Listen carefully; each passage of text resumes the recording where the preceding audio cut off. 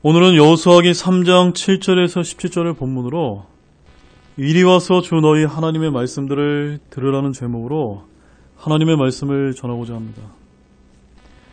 부제는 오늘의 중심 구절인 17절에 온 백성이 깨끗하게 요르단을 건너리라입니다. 지난주와 마찬가지로 오늘 역시도 이 여호수아기 3장에 담겨있는 요르단강을 건너는 역사적인 사건의 의미를 성경에 기록된 말씀 한 구절 한 구절에 있는 그대로 전하고자 합니다. 오늘날 이 세상은 불안정하고 불의한 일들이 많이 벌어지고 있어 우리의 마음을 어렵게 하고 불안케 할 때가 참으로 많은 것 같습니다. 이럴 때 우리 교회의 사명이 무엇인지 고민해 보았는데 오늘 본문이 그것을 제시해주고 있다고 믿습니다. 그것은 이리 와서 주 너희 하나님의 말씀들을 들으라입니다. 이 세상 그 무엇도 우리에게 완전한 평강을 주지 못합니다. 그렇게 우리는 주 하나님의 말씀들을 들을 때 그 일이 이루어질 줄로 믿습니다. 그러나 오늘날 많은 교회들이 그동안 기복주의와 성장주의를 추구하다 보니 교회에서 진짜 하나님의 말씀들을 온전히 듣기 어려운 그와 같은 때가 되지 않았는지 생각하게 됩니다. 우리는 이 시간에 다른 그 무엇보다도 오직 살아계신 하나님의 순수한 말씀들만을 선포하고 듣기를 원합니다. 우리는 지난주에 여호수아기 3장 1절에서 6절을 통해 이스라엘 백성이 요르단강을 건너기 위해 어떤 자세를 가져야 하고 무엇을 예비해야 하는지를 살펴보았습니다. 이제 오늘 본문에는 이스라엘의 백성이 드디어 요르단강을 건너게 되는 역사적인 사건을 보게 됩니다. 자, 그럼 오늘 본문에는 어떤 귀한 교훈들이 담겨 있는지 살펴보도록 하겠습니다. 첫째, 우리는 하나님의 말씀에 따라 철저히 순종해야 합니다. 본문 7절을 보십시오.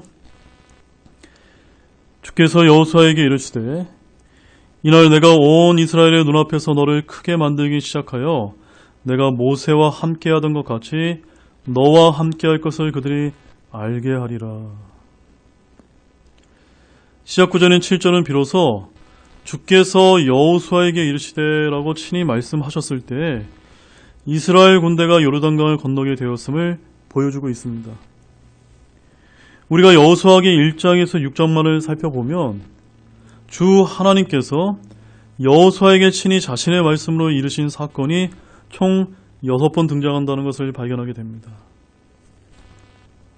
먼저 첫 번째는 여호수아가 주께 부름을 받았을 때였고, 두 번째는 요르단강을 건너기 직전에, 세 번째는 백성들이 요르단강을 건넌 후에, 네 번째는 제사장들까지 요르단강을 건너서 올라오기 직전에, 다섯 번째는 온 백성이 할례를 행한 뒤에, 여섯 번째는 여리고 도시를 공격하기 전에 총 6번이 등장하는 것을 발견하게 됩니다.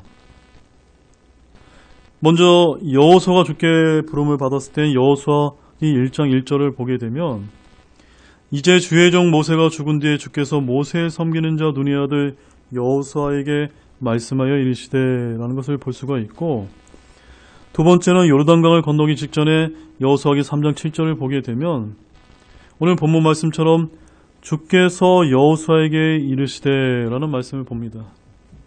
그 다음에 세 번째는 백성들이 요르단강을 건넌 후인 여호수아기 4장 1절을 보게 되면 온 백성이 깨끗하게 요르단을 건너며 주께서 여호수아에게 말씀하여 이르시되라는 것을 볼 수가 있습니다. 네 번째로 제사장들까지 요르단강을 건너서 올라오기 직전에는 4장 15절에서 16절 말씀을 보면 주께서 여호수아에게 말씀하여 이르시되 증언궤를 매는 제사장들에게 명령하여 그들이 요르단에서 올라오게 하라 하시니라. 다섯 번째는 온 백성이 할례를 행한 뒤에 5장 8절에서 9절을 보게 되면 그들이 온 백성에게 할례를 행한 뒤에 그들이 온전하게 될 때까지 진영에 있는 자기들의 처소에 거하니라. 주께서 여호수아에게 이르시되 이날 내가 너희에게 이집트의 수치를 떼내어 굴러가게 하였노라 하셨으므로 그곳의 이름은 이날까지 길갈이라 하니라. 그 다음에 6장 2절 말씀을 보게 되면 주께서 여호수아에게 이르시되 보라 내가 여리고와 그곳의 왕과 강한 용사들을 내 손에 넘겨주었나니라는 말씀처럼 여리고 도시를 공격하기 전에 주님께서 말씀해 주셨음을 보게 됩니다. 자, 이러한 말씀들은 매우 중요한 사실을 우리에게 보여줍니다. 그것은 여호수아가 자신의 계획과 뜻대로 이스라엘 백성들을 인도하지 않고 온전히 주 하나님의 명령에 따라 행했다는 사실을 보여줍니다. 이것은 오늘날 우리가 이 세상에서 어떻게 살아야 하는지를, 특히 가나안의 정복전쟁처럼 우리가 치를 영적 전쟁에서 승리하기 위해 오로지 주 하나님의 말씀만을 따라야 함을 잘 보여주는 것이 아닐 수 없습니다. 구약시대에는 주 하나님께서 이와 같이 시적절하게 필요한 말씀들로 계시해 주셨지만 신약시대인 오늘날은 하나님의 모든 계획과 뜻이 담긴 이 성경 말씀을 통해 계시해 주십니다. 따라서 불확실과 죄악이 가득한 이 세상에서 우리는 이 말씀만을 굳게 붙들고 인도받기를 원합니다. 7절을 다시 보면 하나님께서는 이날 내가 온 이스라엘의 눈앞에서 너를 크게 만들기 시작하여 라고 말씀하신 것처럼 여호수아가 능력 있는 사역을 시작하도록 하는 주체는 여호수아 자신이 아니라 바로 주 하나님이심을 보여줍니다. 즉 여호수아의 사역은 실제적으로 하나님께서 시작하셔야만 가능했습니다. 이처럼 우리도 여호수아처럼 하나님의 주인 되심을 인식하고 하나님의 말씀에 따라 철저히 행하시기 바랍니다. 이것을 깊이 깨달은 성도는 주님께서 자신을 사용하실수록, 자신을 높여주실수록 교만해지기보다는 오히려 더 모든 일을 주님께 철저히 묻고 그분의 말씀에 따라 행하며 그 결과까지 주님께 맡기는 것임을 발견하게 될 것입니다. 그 다음 둘째는 하나님의 더 큰 은혜를 경험하려면 은혜의 깊은 물로 들어갈 필요가 있습니다. 본문 8절을 보십시오. 너는 언약궤를 메는 제사장들에게 명령하여 이르기를 너희가 요르단의 물가에 이르거든 요르단 속에 가만히 서라 하라 하시니라. 8절을 보면 하나님께서는 여호수아를 통해 언약궤를 맨 제사장들에게 먼저 너희가 요르단의 물가에 이르거든 요르단 속에 가만히 서라고 명령하셨습니다.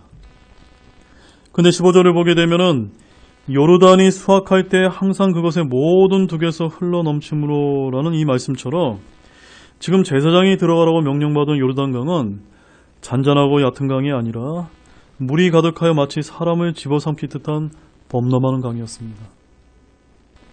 그런데도 제사장들은 하나님의 명령에 순종하여 그 범람하는 강에 들어갔습니다. 그리고 그 속에 가만히 서 있었습니다. 어떻게 이들은 순종할 수 있었을까요? 그것은 부모 세대의 불신 때문에 약속의 땅에 들어가지 못할 것을 깨달았고 이제는 광야 40년의 역경을 통해 영적으로 성장했기 때문입니다. 그리고 여기에는 훌륭한 여호수아라는 지도자도 있었고 신실한 두 여리고 정탐꾼들의 보고도 있었기에 이 모든 것이 그들로 이제는 순종하게 할 수 있었던 요인들이 되었습니다. 그러자 어떤 일이 벌어졌습니까? 15절과 16절을 보면 그들의 발이 요르단 강문에 잠기자 흘러내리던 물이 흐르기를 그쳤다고 되어 있습니다. 즉 물이 그치고 사람들이 건널 수 있도록 강바닥이 마른 땅이 되었습니다. 본문 17절 말씀을 보십시오. 주의 언약궤를 맨 제사장들은 요르단 한가운데서 마른 땅에 굳게 섰고 모든 이스라엘 사람은 마른 땅을 건너더니 마침내 온 백성이 깨끗하게 요르단을 건너니라. 여러분 참으로 놀랍지 않습니까? 어떻게 사람이 강물을 밟자 흐르는 물이 끊기고 강바닥이 마른 땅처럼 될 수 있었을까요?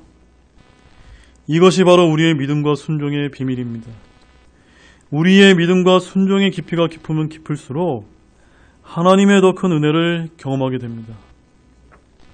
그래서 우리가 하나님의 더 큰 은혜를 경험하려면 얕은 물이 아니라 은혜의 깊은 물로 나아갈 필요가 있습니다. 자, 이 부분에서 신약의 누가복음 5장을 보십시오. 누가복음 5장 1절 말씀을 보면 거기에 이렇게 기록되어 있습니다. 사람들이 그분께 몰려와 하나님의 말씀을 들으려 할 때 그분께서는 게네사렛 호숫가에 서서 여기서 은혜의 깊은 물로 나아가기 전에 먼저 하나님의 말씀을 드리려는 것이 선행되어야 합니다. 그래서 예수님의 말씀을 듣기 위해 사람들이 그분께 몰려왔습니다. 4절에 이어서 보십시오. 이제 말씀을 그치고 시몬에게 이르시되 깊은 데로 가서 너희 그물들을 내려 한 번 끌어당기라 하시매. 이제 게네사라 호숫가에서 고기 잡던 베드로 역시 밤새 수고하여 고기를 한 마리도 잡지 못했는데 그때 예수님께서 시몬의 배에 올라 그에게 이렇게 말씀하셨습니다. 깊은 데로 가서 너희 그물들을 내려 한 번 끌어당기라. 예수님의 이러한 말씀에 베드로가 순종하게 되었을 때 그물이 찢어질 정도로 많은 고기를 잡았다라고 성경은 우리에게 알려주고 있습니다. 그래서 이어지는 5절과 6절 말씀을 읽어보면 시몬이 응답하여 그분께 이르되 선생님이여 우리가 밤새도록 수고하였어도 아무것도 잡지 못하였으나 그럼에도 불구하고 선생님의 말씀에 따라 내가 그물을 내리리이다 하고 그들이 이 일을 행하니 심히 많은 물고기가 잡혀 그물이 찢어지니라로 되어 있습니다. 우리도 마찬가지입니다. 우리 역시도 하나님의 더 큰 은혜를 경험하려면 믿음과 순종의 기표를 더하시기 바랍니다. 본래 얕은 물가에는 큰 고기도 없고 고기도 많지 않은 법입니다. 물이 깊은 데로 가야 고기도 크고 많은 편입니다. 이처럼 여러분 앞에 시련과 역경이 놓여 있습니까? 모든 두려움을 떨쳐버리고 은혜의 깊은 물로 나아가시기 바랍니다. 하나님께서 우리에게 커다란 은혜를 베푸시기 위해 우리를 파도가 높고 깊은 곳으로 인도하실지 모릅니다. 높은 파도를 없애시는 것이 아니라 우리로 직접 밟고 들어가게 하십니다. 위험과 두려움과 놀라움이 도사리고 있는 그곳에 하나님께서 우리를 위해 준비하신 큰 은혜도 함께 있기 때문입니다. 셋째, 이제 우리는 주 하나님의 말씀들을 듣기 위해 이리로 나와야 합니다. 본문 9절에서 10절을 보십시오. 여호수아가 이스라엘 자손에게 이르되 이리 와서 주 너희 하나님의 말씀들을 들으라 하고 또 이르되 살아계신 하나님께서 너희 가운데 계시사 가나안 족속과 헷 족속과 히위 족속과 브리스 족속과 기르가스 족속과 아모리 족속과 여부스 족속을 너희 앞에서 실수 없이 쫓아내실 줄을 너희가 이 일로 알리라. 앞서 우리는 하나님의 말씀을 듣고 행할 때 하나님께서 인도하신 은혜의 더 깊은 물을 경험케 하심을 보았습니다. 그 다음으로는 이제 우리는 거기서 그치는 것이 아니라 또다시 하나님의 말씀을 듣기 위해 이리로 나오는 것이 필요하다는 사실입니다. 오늘날 하나님께서 부르신 설교자들은 여호수아처럼 회중을 초청해야 됩니다. 이리 와서 주 너희 하나님의 말씀들을 들으라 라고 하는 이 말씀처럼 회중을 초청해야 됩니다. 오늘날 우리나라의 평범한 교인들은 교회라는 곳에 가서 자기개발과 기독교 심리학, 기복주의, 긍정적 사고방식 등을 들으러 많이들 갑니다. 그러나 사도 바울은 믿음 안에서 아들 된 디모데에게 다음과 같이 말했습니다. 디모데후서 4장 2절 말씀을 보면 말씀을 선포하라. 때에 맞든지 맞지 아니하든지 긴급히 하라. 모든 오래 참음과 교리로 책망하고 꾸짖고 권면하라. 말씀을 선포하는 것에는 모든 오래 참음과 교리로 책망하고 꾸짖고 권면하는 것이 있어야 합니다. 듣기에 좋은 긍정적인 내용이 아니라 이 세상에서 죄 가운데 살아가는 우리가 하나님의 말씀을 듣고 회개하여 돌이킬 수 있도록 바른 교리로 책망하고 꾸짖어야 합니다. 그런 다음에 격려하고 권면함으로써 옳은 길로 인도하는 것이 훌륭한 설교입니다. 결코 기독교적인 심리치료나 평화와 번영 따위를 전파하라고 하지 않았습니다. 오늘날 우리나라와 교회가 이처럼 하나님의 왼쪽 가치에 치우쳐 이상하게 된 이유는 목회자들이 그들의 회중에게 하나님의 말씀들을 있는 그대로 바르게 선포하지 않았기 때문입니다. 요한복음 6장 63절 말씀을 보면 하나님의 말씀들은 영이요 생명인데 오늘날 설교자들이 이 말씀들을 버리고 이 세상 철학과 이념과 원리들을 더 선호하였기 때문입니다. 따라서 우리 교회는 바른 교리와 바른 성경을 가지고 오로지 하나님의 말씀만을 전하여 책망하고 꾸짖고 권면하는 설교를 선호합니다. 설교에서 설교자의 주장이나 생각보다는 하나님의 말씀들을 보다 더 많이 들으실 수 있도록 전하고 있음을 잘 아시리라 믿습니다. 이제 우리로 하나님의 더 크신 은혜를 겸하게 하신 후에 우리가 치를 영적 전쟁에서 해야 할 구체적인 임무를 주십니다. 다시 본문 10절을 보면 거기에는 이스라엘이 요르단을 건너 가나안에 들어가게 되면 멸망시켜야 할 이방 민족들의 목록이 나옵니다.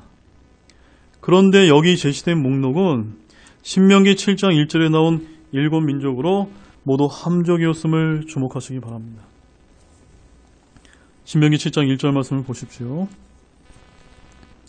주내 하나님께서 내가 가서 소유할 땅으로 너를 데려가시고 내 앞에서 여러 민족 곧 헷 족속과 기르가스 족속과 아모리 족속과 가나안 족속과 브리스 족속과 히위 족속과 여부스 족속 등 너보다 크고 강한 민족을 내쫓으실 때라고 되어 있습니다.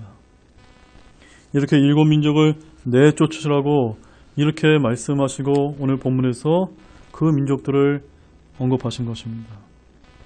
그리고 창세기 10장 15절에서 20절을 한번 보십시오. 거기 보면 이 민족들이 어떤 민족들인지를 우리가 볼 수가 있는데요. 가나안은 자기의 맏아들 시돈과 헷을 낳고 또 여부스 족속과 아모리 족속과 기르가스 족속과 히위 족속과 알가 족속과 신 족속과 아르와 족속과 스마일 족속과 하마 족속을 낳았으며 그 뒤에 가나안 족속들의 가족들이 널리 흩어지니라. 가나안 족속들의 경계는 시돈에서부터 내가 그랄에 이를 때 만나는 가자까지이며 또 내가 가면서 만나는 소돔과 고모라와 아드마와 스보임까지고 라사까지였더라. 이들은 함의 아들들 곧 그들의 가족들과 언어에 따라 그들의 나라들과 민족대로 함의 아들들이니라. 자, 이것은 영적으로 무엇을 뜻할까요? 우리 안에도 사탄 마귀가 심어놓은 저주받은 함의 아들들의 7민족들처럼 그들의 영역과 자리를 완전히 내어 쫓으라는 말씀입니다. 우리의 빼앗겼던 마음과 생각을 다시 주님께 그 주권을 돌려드리기 위함입니다. 그 다음에 넷째는 온 땅의 주이신 주님께서 늘 우리보다 앞서 은혜를 베풀어 주신 다음에 따라오게 하십니다. 본문 11절에서 13절 말씀을 보십시오. 보라, 온 땅의 주의 언약궤가 너희 앞을 지나서 요르단으로 들어가나니 그러므로 이제 너희는 이스라엘 지파들에서 각 지파에서 한 사람씩 12사람을 취하라. 주 곧 온 땅의 주의 궤를 매는 제사장들의 발바닥이 요르단의 물들 속에서 멈춰 서면 곧바로 요르단의 물들이 위에서 내려오는 물들로부터 끊어지고 일어서서 한 무더기 위에 쌓이리라 하니라. 이제 이리 와서 주 하나님의 말씀들을 들었다면 그 다음으로 우리가 주목해야 할 것은 11절에 온 땅의 주의 언약궤에서 우리가 믿는 하나님이 온 땅의 주라는 사실을 깨달아야 합니다. 세상 만물과 땅은 다 하나님의 것입니다. 왜냐하면 그것은 하나님께서 만드셨기 때문입니다. 시편 95편 4절에서 6절을 보십시오. 땅의 깊은 곳들이 그분의 손안에 있으며 산들의 능력도 그분의 것이로다. 바다도 그분의 것이니 그분께서 그것을 만드셨으며 마른 땅도 그분의 손이 조성하였도다. 오라 우리가 경배하고 절하며 우리를 만드신 분 곧 주 앞에 무릎을 꿇자. 그렇습니다. 이 세상에 존재하는 모든 것 가운데 하나님께서 지으시지 않은 것은 하나도 없습니다. 바로 이것 때문에 우리는 오직 그분께만 경배하고 절하며 주 앞에 무릎을 꿇어야 합니다. 다시 11절에 보라 온 땅의 주의 언약궤가 너희 앞을 지나서 요르단으로 들어가니라는 말씀을 자세히 볼 필요가 있는데 이때는 본문 15절 말씀처럼 물이 마른 것이 아니라 가득한 때였습니다. 말하자면 죽음의 위험과 공포가 있는 곳으로 하나님께서는 자신의 백성을 먼저 앞세워 보내는 것이 아니라 주 예수 그리스도를 예표하는 주의 언약궤가 먼저 들어간다는 사실을 주목하십시오. 백성들을 시켜 그들이 생명을 걸고 가서 모든 위협과 장애를 거둬낸 후에 주님께서 안전한 그곳으로 들어가는 것이 아니라 그와 반대로 주님이 먼저 앞서가서 위험과 장애를 완전히 걷어낸 뒤에 백성을 안전한 그곳으로 인도해 드리십니다. 이것은 바로 우리 주 하나님의 은혜를 베푸시는 방법입니다. 이처럼 하나님께서는 항상 먼저 우리에게 사랑과 은혜를 베풀어 주십니다. 우리가 구원을 받은 것도 그와 같습니다. 히브리서 6장 19절에서 20절 말씀을 보십시오. 우리에게 있는 이 소망은 혼의 닭과 같아서 확실하고 굳건하여 휘장 안에 있는 것 속으로 들어가나니 앞서 달려가신 분 곧 예수님께서 멜기세덱의 계통에 따라 영원토록 대제사장이 되사 우리를 위해 거기로 들어가셨느니라. 이 말씀은 우리가 구원을 받게 된 것이 영원한 하늘의 지성소에 들어간 것과 같은데 앞서 달려가신 예수님께서 속죄 희생물로 먼저 들어가셨기 때문에 그것이 우리에게도 확실하고 굳건한 혼의 닷이 되어 그리로 안전하게 들어갈 수 있게 되었다는 말씀입니다. 이처럼 우리가 구원을 받게 된 것도 우리가 하나님의 일을 하게 된 것도 모두 우리의 힘으로 된 것 같지만 사실은 그 반대임을 잊지 말아야 합니다. 도대체 우리가 우리의 힘으로 무엇을 할 수 있을까요? 이처럼 하나님께서 앞에서 모든 것을 완벽히 다 준비하시고 마련하신 후에 친히 이끌어 가신다는 사실을 굳게 믿으시기 바랍니다. 다만 우리 편에서는 다음의 잠언 말씀을 붙들기를 원합니다. 잠언 16장 3절과 4절 말씀을 보십시오. 내 일들을 주께 맡기라. 그리하면 내가 생각하는 것들이 굳게 세워지리라. 주께서는 자신을 위하여 모든 것을 만드셨나니 참으로 사악한 자도 악한 나를 위하여 만드셨느니라. 이것이 성경이 말씀하는 지혜입니다.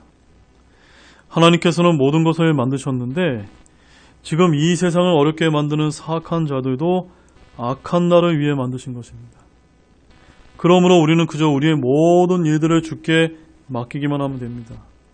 그러면 주님께서 우리가 생각하는 것들이 굳게 세워질 수 있도록 만들어 주실 것입니다. 이제 다섯 번째는 우리는 그저 하나님의 말씀을 기록된 그대로 믿기만 하면 됩니다라는 그런 부분을 마지막으로 보고 말씀을 이제 정리하고자 합니다. 본문 14절에서 17절 말씀을 보십시오. 백성이 요르단을 건너려고 자기들의 장막에서 떠날 때 제사장들은 백성 앞에서 언약궤를 매니라. 요르단이 수확할 때 항상 그것의 모든 둑에서 흘러넘치므로 궤를 맨 자들이 요르단의 이름에 궤를 맨 제사장들의 발이 물가에서 잠기니라. 위에서부터 내려오던 물들이 일어서고 솟아올라 사르단 옆의 도시 아담에서부터 멀리 떨어진 곳에서 한 무더기 위에 쌓이며 평야의 바다 곧 여매로 내려가던 물들은 모자라서 끊어지매 백성이 똑바로 여리고를 마주 보며 건넜더라. 주의 언약궤를 맨 제사장들은 요르단 한가운데서 마른 땅에 굳게 섰고 모든 이스라엘 사람은 마른 땅을 건너더니 마침내 온 백성이 깨끗하게 요르단을 건너니라. 자, 우리가 하나님의 말씀에 따라 순종하여 은혜의 깊은 물로 들어가 하나님의 말씀들을 듣게 되면 그때부터는 하나님께서 모든 것을 앞서 다 행하심을 살펴보았습니다. 이제는 다만 우리 편에서는 마침내 온 백성이 깨끗하게 요르단을 건너는 것과 같이 하나님의 은혜를 실제로 경험하는 것만이 남아있을 뿐임을 보여주십니다. 여러분, 16절을 보면 위에서부터 내려오던 물들이 일어서고 솟아올라 사르단 옆의 도시 아담에서부터 멀리 떨어진 곳에서 한 무더기 위에 쌓이며 라는 이 부분을 보십시오. 여기서 사르단은 여리고 북쪽으로 약 20km 정도 떨어진 요르단 강가에 위치한 곳이며 또한 아담은 사르단에서 북쪽으로 약 5km 떨어진 곳으로 추정됩니다. 이는 요르단강에 흐르던 물이 끊어지면서 일어나는 현상을 세밀하게 설명하는데 즉 요르단강이 갈라져서 이스라엘 백성들이 건너려는 지점에서부터 무려 25km나 떨어진 지점까지 물이 밀려서 쌓였다는 것입니다. 단지 요르단강이 갈라졌다는 표현만 할 수도 있었을 텐데 이렇게 구체적인 지명들을 거론하면서까지 묘사하신 이유는 하나님께서 행하신 요르단강의 기적들이 틀림없는 사실임을 밝히고 그 역사성을 강조하기 위해서입니다. 근데 오늘날 비성경적인 국제표준성경 백과사전에 의하면 기독교 역사가도 아니고 한 아랍 역사가의 말을 인용해서 이 요르단강의 기적이 산사태가 그 강물을 막아줘서 생긴 일이라고 그렇게 적혀 있습니다. 만약 그 일이 순전히 산사태였다고 한다면 제사장들의 발이 강물에 닿는 바로 그 순간에 산사태가 일어났고 동시에 그 물이 말라버리고 산사태로 생긴 댐이 제사장들이 건너편에 마른 땅에 마지막으로 건너갈 때까지 물을 담고서 터지지 않았다는 이야기가 됩니다. 게다가 60만 명이 넘는 큰 군대가 강을 가로질러 행진하는 가는 그 긴 시간 동안 지속되었다는 것입니다. 여러분, 정말로 이 국제표준 성경 백과사전의 한 아랍 역사가의 주장이 믿을만하게 적어놓았을까요? 하나님께서 말씀하신 것을 기록된 있는 그대로 믿지 않으면 이처럼 말도 안 되는 것을 주장하게 됩니다. 그것은 파라오와 그의 모든 군대가 홍해바다를 건너가다가 죽은 것이 아니라 주변으로 쉽게 피해 들어갈 수도 있었던 늪지대에 빠져 죽은 것이라고 말하는 것과 같습니다. 성경을 기록된 대로 믿는 것보다 이런 불신자들이 고안해낸 설명을 믿는 것은 훨씬 더 많은 믿음을 필요로 한다는 것을 분별하시기 바랍니다. 이제 결론을 맺겠습니다. 오늘 말씀드린 5가지 영적 교훈들을 정리하면 첫째, 우리는 하나님의 말씀에 따라 철저히 순종해야 합니다. 둘째, 하나님의 더 큰 은혜를 경험하려면 은혜의 깊은 물로 들어갈 필요가 있습니다. 셋째, 이제 우리는 주 하나님의 말씀들을 듣기 위해 이리로 나와야 합니다. 넷째, 온 땅의 주이신 주님께서 늘 우리보다 앞서 은혜를 베풀어 주신 다음에 따라오게 하십니다. 다섯째, 우리는 그저 하나님의 말씀을 기록된 그대로 믿기만 하면 됩니다. 여러분, 우리의 믿음 생활은 어떤 특별한 체험을 반드시 필요로 하는 것이 아닙니다. 대개는 우리의 평범한 삶 속에서 하나님의 말씀에 따라 철저히 행하는 가운데 기록된 말씀을 있는 그대로 믿으며 사는 것이 전부입니다. 더욱이 우리의 지혜는 불완전하기에 하나님의 뜻과 계획이 담긴 이 지혜의 말씀들을 듣기 위해 매주 교회에 나오십니다. 이미 우리 주님께서는 우리를 위해 모든 것을 다 예비해 놓으셨고 우리 편에서는 그저 믿음으로 그것을 취하고 말씀에 따라 인도받기만 하면 되는 것이 우리의 믿음 생활입니다. 그렇게 말씀을 듣기 위해 나오시고 순종하는 평범한 삶을 사실 때 하나님께서 우리를 바르게 인도하실 것이며 때로는 은혜의 깊은 물로 들어가게 함으로써 하나님의 더 놀라운 역사를 경험하실 수도 있습니다. 사랑하는 여러분, 이리 와서 주 너희 하나님의 말씀들을 들으라는 이 말씀처럼 날마다 하나님께서 베푸시는 이 귀한 말씀으로 은혜를 얻고 승리하는 삶을 사시는 모든 분들이 되시기를 우리 주 예수 그리스도의 이름으로 축원드립니다.